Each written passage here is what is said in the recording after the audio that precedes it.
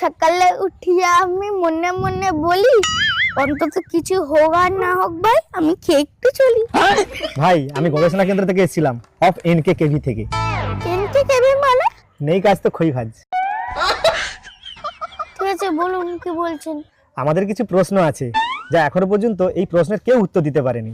তো তোমাদের এলাকার কিছু লোক বলল যে এখানে যদি কেউ উত্তর দিতে পারে সেটা তুমিই পারবে, তাই তোমার কাছে আসা। ও আচ্ছা আচ্ছা, খারাপ কিছু বলেন। আমার প্রথম প্রশ্ন হলো, রোগীকে অপারেশন করার সময় অজ্ঞান করে রাখা হয় কেন? কারণ রুগীকে যেন অপারেশনটা শিখে না যায়। এটা তো ঠিক কথা। তো আমার দ্বিতীয় প্রশ্ন হলো, মানুষ মারা গেলে নাকে তুলে দেওয়া হয় কেন? যাতে দ্বিতীয়বার ইচ্ছা থাকলেও ফিরে না আসতে পারে। এটাও তো ঠিক কথা বললে।